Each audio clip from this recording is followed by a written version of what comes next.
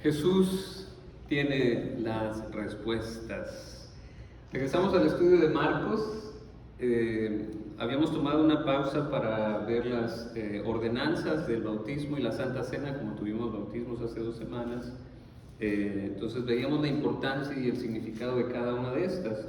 El bautismo como conmemora y simboliza la unión con Cristo en su muerte y en su resurrección, y es el comienzo del camino cristiano, donde la fe de una vez se hace pública, nos comprometemos con Cristo públicamente. Y luego vimos la semana pasada la Santa Cena, que es la celebración del amor de Cristo expresado en la mesa servida con la copa y el pan, y recordamos el sacrificio, el perdón de nuestros pecados, y que pertenecemos a Él, a su familia, que estamos unidos con el pan.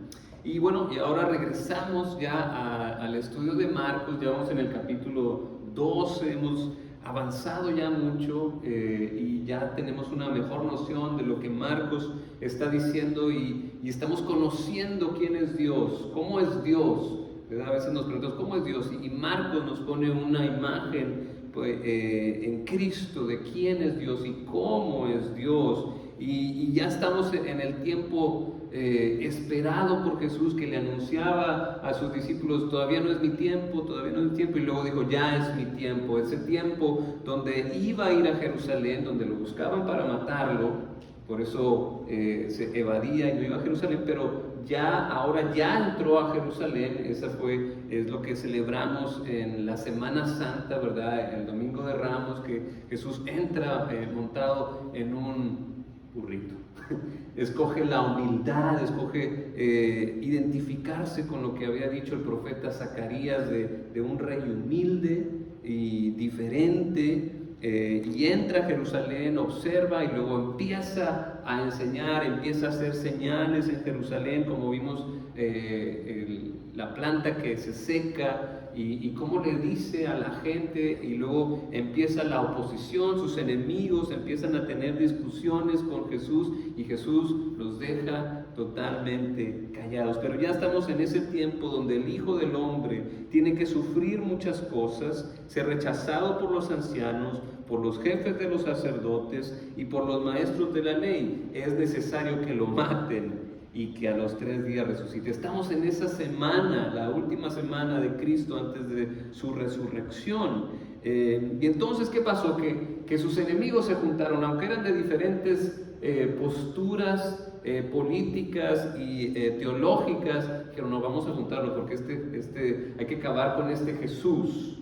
Y se juntaron los que nunca se juntan, ¿verdad? Se juntaron los jefes de los sacerdotes, los maestros de la ley, los ancianos, y luego les enviaron a los fariseos y a los herodianos. Los herodianos eran los que estaban a favor de Herodes, de toda esa familia que venía apoyada por el imperio romano, que eran los títeres de Roma. Y se juntaron como quiera con los fariseos, que no querían tener el gobierno de Roma sobre ellos, el imperio. Y en eso nos quedamos, en que trataban de ponerle trampas a Jesús, estaban buscando la manera de hacer que la riegue, que diga algo que no debe ser, para descalificarlo, para destruir su testimonio, para destruir lo que él estaba enseñando. Pero ¿qué pasó? No le hicieron ni cosquillas a Jesús. Estamos hablando de hello, es Jesús. Es el Señor, es el Hijo de Dios, y el Hijo de Dios, Jesús, tiene todas las respuestas. Cuando le quisieron hacer la trampa de que hay que pagarle al imperio o no, entonces si contestaba que sí o si contestaba que no, era una trampa. Pero ¿qué le contestó Jesús? Al César lo que es del César, y a Dios lo que es de Dios. ¿Y qué es de Dios? Todo. Entonces los deja asombrados, los deja callados. Nadie puede agarrar desprevenido a Jesús. Y ya vamos para otro round. Ahora le toca a los saduceos. ¿A los qué? Saduceos. ¿Quiénes son esos? Pues no sé, está bien raro su nombre. saduceos. ¿Quiénes son esos? Bueno, la Biblia nos dice en el Nuevo Testamento que los saduceos eran los que no creían en la resurrección. Esta es una secta que apareció por ahí del año 200 antes de Cristo. Eran los que tenían el poder, eran los más influentes en la sociedad, especialmente en el área de los sacerdotes, que el pueblo de Dios se guiaba por los sacerdotes. No solo eran sacerdotes, sino que también eran los gobernantes, eran los que decían qué se hacían, cómo se hacían las cosas, con los comerciantes, con los otros poderes. Ellos dominaban la vida del templo. Esos saduceos eran miembros del Sanedrín. El Sanedrín era el consejo gobernante judío, y el nombre de saduceo viene de Seduquín, de Sadoc. Sadoc fue un sumo sacerdote en los tiempos de David. Ahí está en el segundo libro de Samuel, capítulo 8, versículo 17. Entonces, estos saduceos no estaban de acuerdo con los fariseos. Los fariseos siempre estaban peleando con ellos hasta que se destruyó el templo en el año 70 después de Cristo. Pero la principal disputa que tenía con los fariseos era en cuanto a la interpretación de la ley. Los saduceos decían, no, lo único que tenemos que ver es la ley. Los primeros 5 libros de la Biblia, eso, el Torá, la ley, eso es lo único que hay que concentrarnos. En cambio, los fariseos no, decían, no, también hay que escuchar a los profetas, los libros de sabiduría, y también ellos escuchaban la tradición oral, que era la interpretación que hacían los maestros de la ley sobre todas las escrituras de la Biblia, del Antiguo Testamento. Entonces ellos tenían otro tipo de enseñanza, y los saduceos decían, no hay vida después de la muerte, no hay resurrección, no hay ángeles, no hay espíritu, y los fariseos decían que sí. Entonces no se llevaban en cuanto a interpretación, pero ambos grupos interpretaban la palabra de Dios, pero los saduceos solo decían, no, la única es la ley, el Torá, los primeros 5 libros de la Biblia. Ellos son ahora los que les toca el round contra Jesús, y entonces llegan los saduceos, dice ahí vamos al 18 de Marcos, al versículo 18 del capítulo 12, dice, entonces los saduceos, que dicen que no hay resurrección, fueron a verlo y le plantearon un problema. Maestro, Moisés nos enseñó en sus escritos que si un hombre muere y deja a la viuda sin hijos, el hermano de ese hombre tiene que casarse con la viuda para que el hermano tenga descendencia. Ahora bien, había 7 hermanos. El primero se casó y murió sin dejar descendencia. El segundo se casó con la viuda, pero también murió sin dejar descendencia. Lo mismo pasó con el tercero. En fin, ninguno de los 7 dejó descendencia. Por último, murió también la mujer. Cuando resuciten, ¿de cuál será esposa esta mujer? Ya que los 7 estuvieron casados con ella. Y los saduceos estaban tratando de ridiculizar la resurrección usando la ley que se llama la ley del levirato. El levirato es lo que dice ahí: si un hombre muere y deja a la viuda sin hijos, el hermano de ese hombre tiene que casarse con la viuda para que el hermano tenga descendencia. El objetivo de la ley era que la mujer no se quedara desprotegida, sino que tuviera la protección económica que necesitaba. Y fíjese que esta ley del levirato no era exclusiva de los judíos. Había muchas sociedades que hacían lo mismo para proteger a las viudas, y sobre todo en las sociedades donde la mujer no podía salir adelante, no podía ganarse un sueldo, entonces había este tipo de leyes para protegerla. La intención era de los saduceos ridiculizar la resurrección, porque le preguntan, bueno, ¿de cuál será esposa esta mujer? Ya que los 7 estuvieron casados con ella. ¿Qué le responderíamos? ¿Qué le respondió Jesús? Jesús tiene todas las respuestas, tiene todo el conocimiento, toda la autoridad para interpretar las escrituras. Él es el autor, y lo vemos desde el capítulo 2 de Marcos, cuando le preguntan sobre el ayuno, que sus discípulos no ayunaban, o cuando le preguntan sobre el sábado, porque sanó a alguien el día de reposo, le dijo, hey, el sábado se hizo para el hombre, no el hombre para el sábado. Ahora vemos que Dios sigue respondiendo todas las preguntas, incluso las que son trampas, como la que le habían tendido los herodianos y fariseos. Le preguntan, bueno, les responde, ¿acaso no andan ustedes equivocados? Les replicó Jesús. ¿Es que desconocen las Escrituras y el poder de Dios?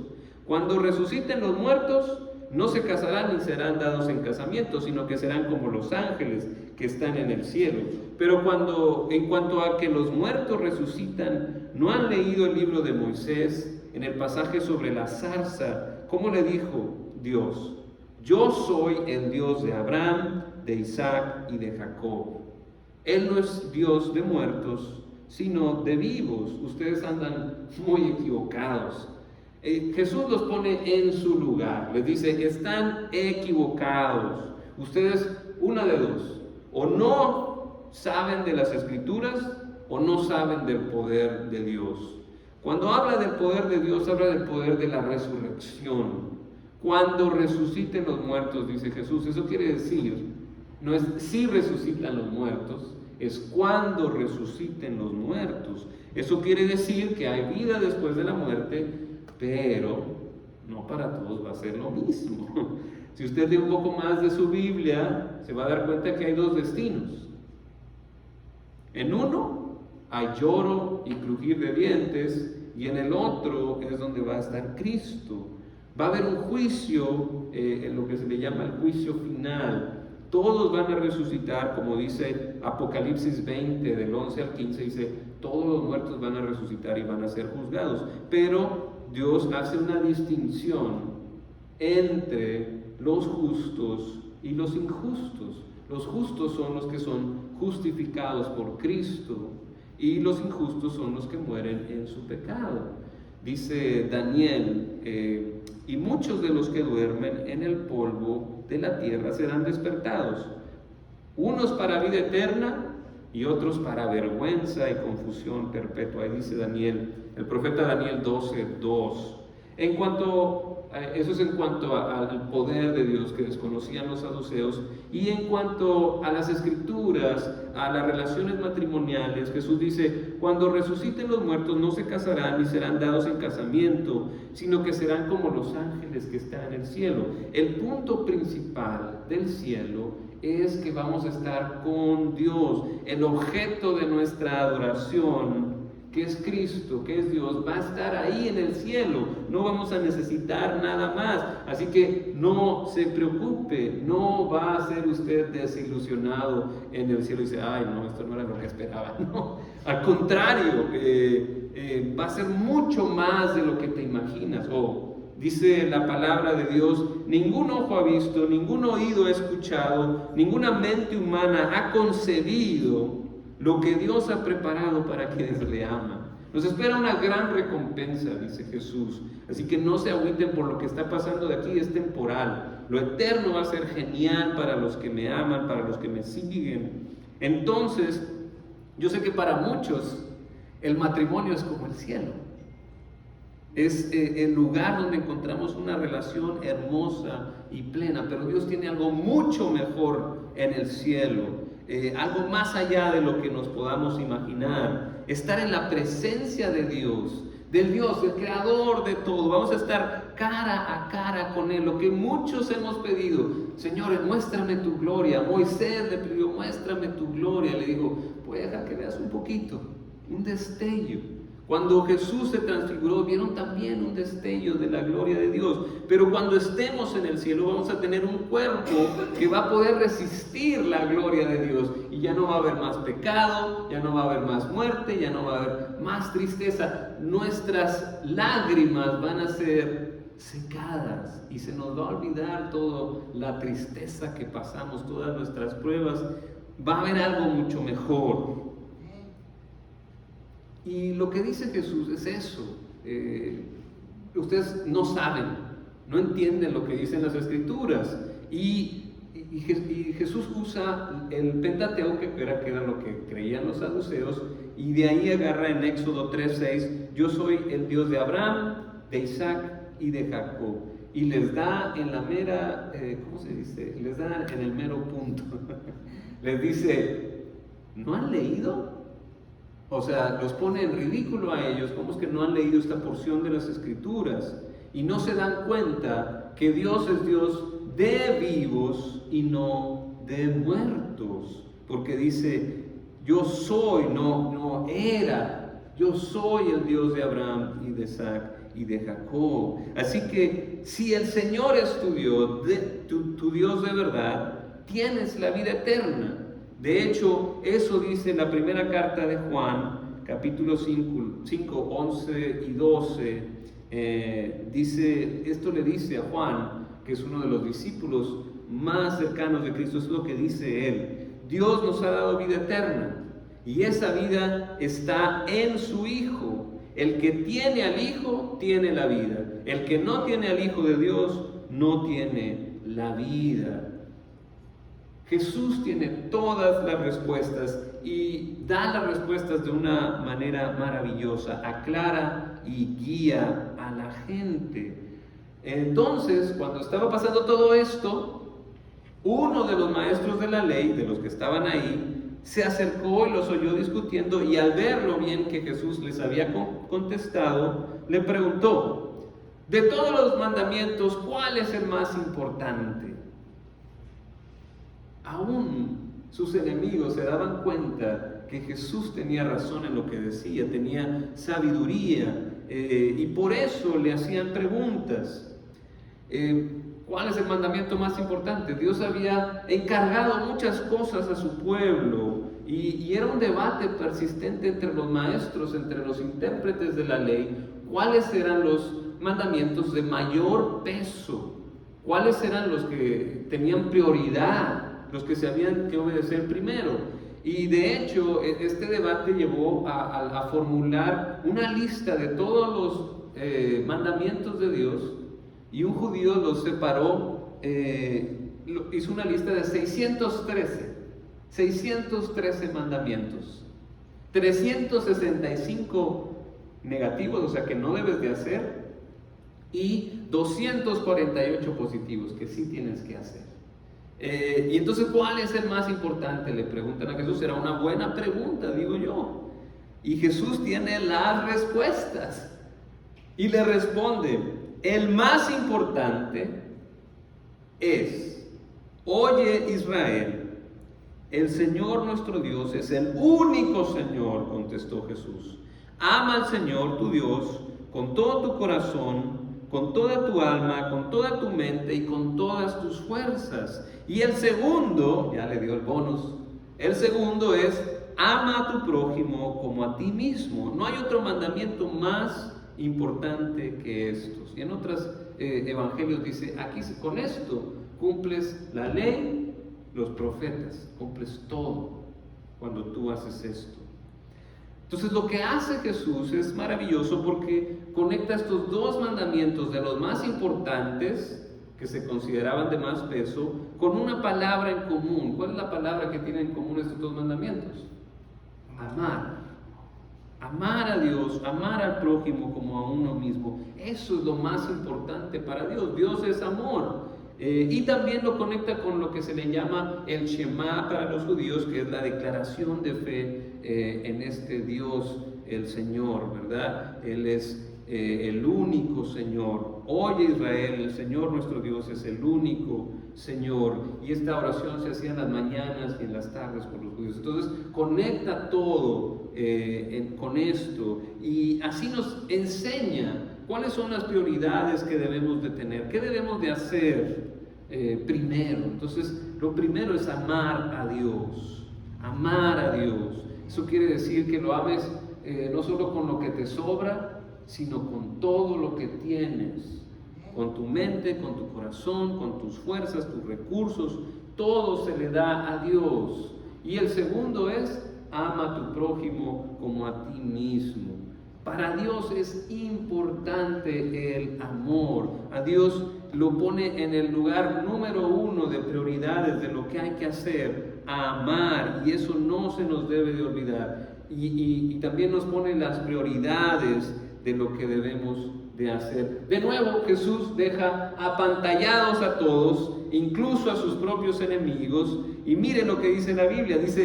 Le dice el maestro que le hizo la pregunta, le dice, bien dicho maestro, respondió el hombre, tiene razón en decir que Dios es uno solo y que no hay otro fuera de Él. Amarlo con todo el corazón, con todo el entendimiento y con todas las fuerzas, y amar al prójimo como a uno mismo. Es más importante que todos los holocaustos y sacrificios. Eso ya se lo agregó el maestro de la ley. Y tenía razón, a Dios le importa más que los sacrificios, le importa cómo amas.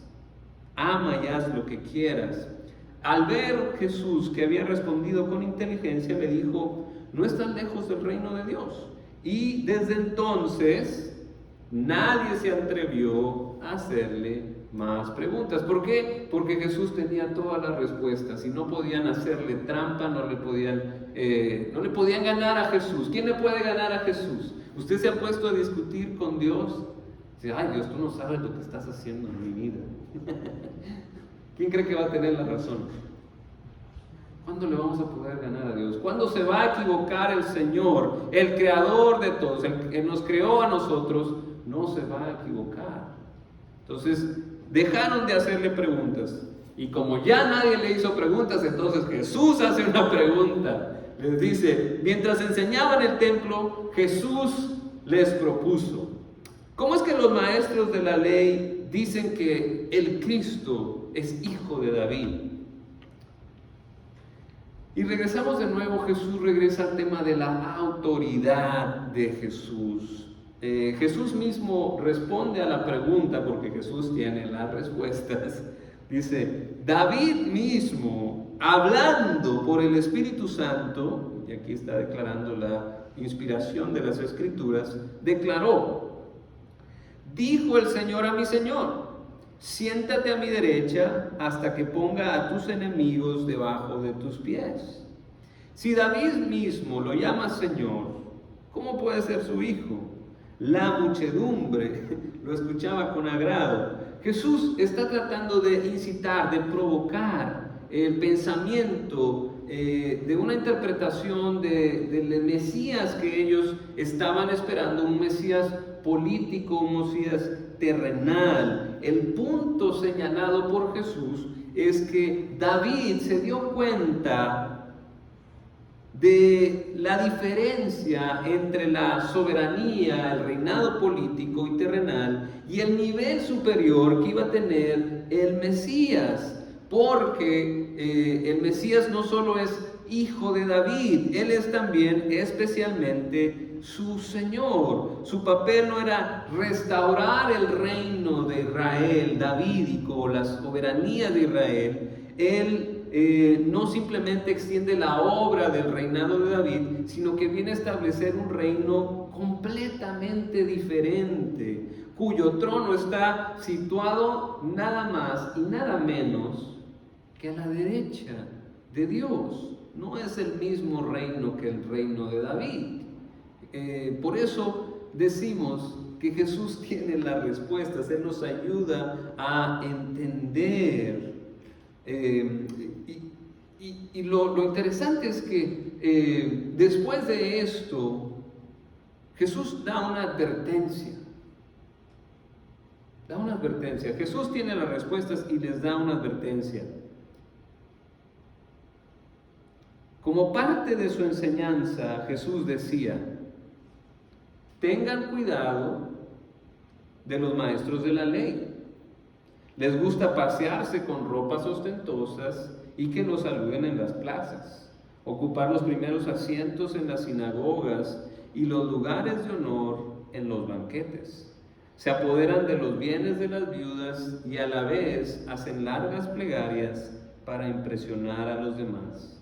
Estos recibirán el peor castigo. Y esa pues yo me la predico a mí mismo también. Y eso lo estudiamos hace poquito, entre semana, que estamos aprendiendo historias verdaderas de la palabra de Dios. Estuvimos aprendiendo el Sermón del Monte, casi nos lo aprendimos completo. Y Jesús hace esta misma advertencia. ¿Se acuerdan? Tengan cuidado con los falsos profetas. Vienen a ustedes vestidos como ovejas, pero por abajo son lobos feroces. Por sus frutos los conocerán. Es decir, a estos maestros de la ley se les notaba su codicia. O sea, sí venían vestidos así muy bien, pero por abajo estaban llenos de codicia. Le quitaban el dinero a las viudas, se quedaban con parte de las ofrendas y todo eso. Entonces ellos eran los que había que cuidarse de ellos. Ellos estaban enfocados en lo terrenal, no como Jesús, que estaba enfocado en lo celestial. Dice Jesús: no se recogen uvas de los espinos, ni higos de los cardos, de la hierba, de la maleza. Pero no se preocupe, no se preocupe, recibirán su castigo. Los que se aprovechan de la autoridad espiritual que el Señor les da, a eso se le llama abuso espiritual. A esos les va a ir peor, les va a dar el peor castigo el Señor. Esos líderes no van a quedar impunes. Tenemos que estar confiados en eso. El que tiene hambre y sed de justicia será saciado, dice el Señor. ¿Qué nos llevamos de esta meditación, de esta parte de las Escrituras? Lo que yo creo es que debemos de atender esta advertencia de Jesús y ir a Jesús. Él es el que tiene las respuestas. Como dijo Pedro dijo: ¿a quién iremos? Tú tienes palabras de vida eterna y nosotros hemos creído y sabemos que tú eres el Santo de Dios. Jesús es el que tiene las respuestas. A Él es a quien hay que buscar. Hay que aprender de Él, hay que escucharlo a Él. Y también, ¿por qué no? Hay que hacerle las preguntas importantes a Él. Él te va a responder. Yo me acuerdo que había una persona, un colombiano allá, me decía: oiga, no entiendo esto, no entiendo esta palabra. Y pues le empecé a preguntar a Jesús y me respondió. Y me dijo lo que le había interpretado. Y dije: wow, increíble, pero sí es cierto. Jesús responde todas las preguntas. A Él es al que hay que ir con nuestras preguntas, porque Él es el que tiene las respuestas para las cosas importantes de la vida. Solo que le hago una advertencia. Las preguntas difíciles tienen respuestas difíciles. ¿Queremos respuestas o no? Pero no, a veces no. Jesús no nos dice lo que queremos escuchar, sino nos dice lo que es mejor para nuestra vida. Él tiene las respuestas para las cosas más importantes de la vida. ¿De dónde vine? ¿A dónde voy? ¿Qué es lo que soy? ¿Qué es lo más importante en la vida, Señor? ¿Dónde pongo mis fuerzas, mi mente, mi corazón? ¿O de dónde saco fuerzas para salir adelante, para amar, para perdonar a este o a esta, para vivir plenamente? ¿Cómo le hago, Señor? Él tiene las respuestas. ¿Dónde vale la pena invertir mi tiempo, mi dinero, mi cariño?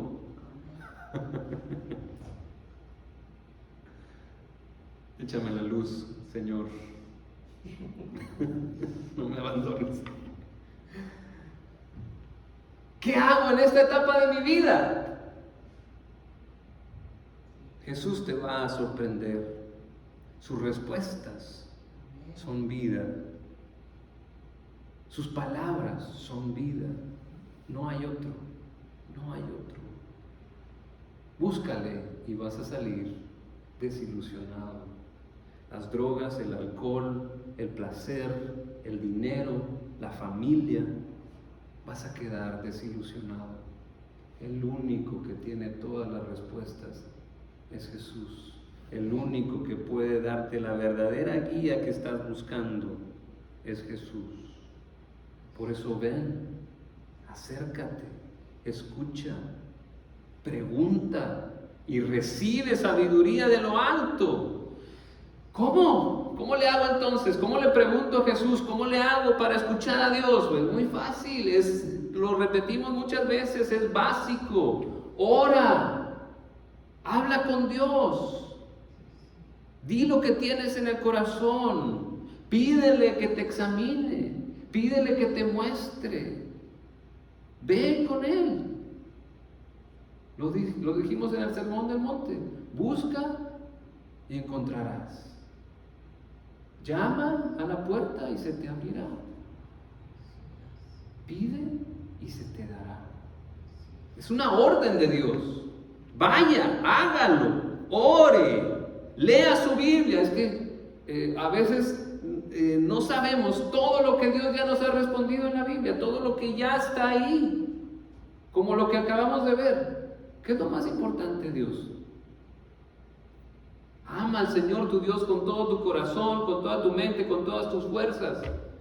¿Me debo de preocupar por lo que voy a vestir y voy a comer, Dios? Ya está en la Biblia. Busca primero el reino de Dios y su justicia, y todas las demás cosas serán añadidas para ti. Los paganos, la gente que no conoce a Dios, todos buscan eso, dice Jesús. Todos lo buscan. Pero tú busca primero el reino de Dios y su justicia, y todas esas cosas que buscas, el Señor te las va a dar.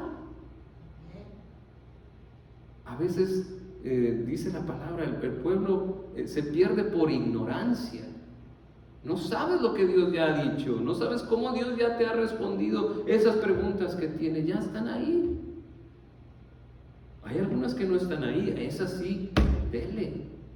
Pero tiene manera usted, tiene los recursos necesarios para encontrar las respuestas a sus preguntas.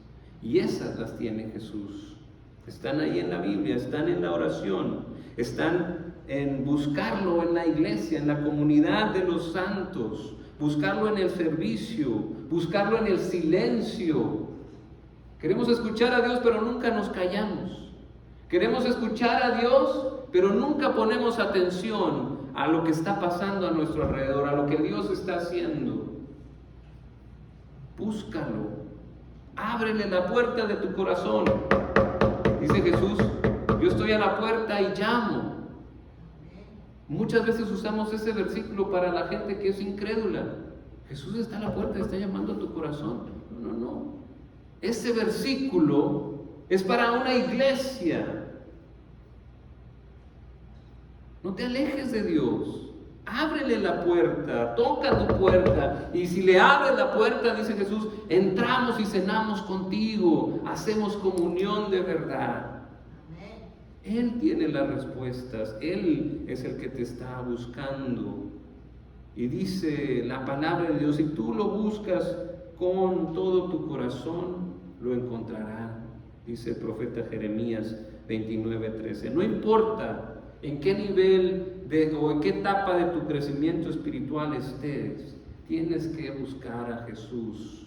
Aunque tengas muchos años en el Evangelio, busca a Jesús y hazle preguntas. Si apenas te convertiste, busca a Jesús y escúchalo. Hazle preguntas también. O si no lo conoces de a tiro, pues búscalo si quieres realmente conocer el camino, la verdad y la vida. Porque Jesús tiene todas las respuestas. Amén. Amén.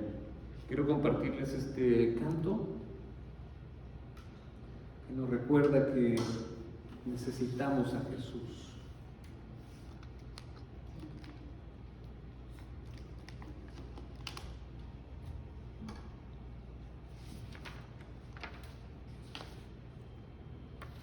Por aquí está.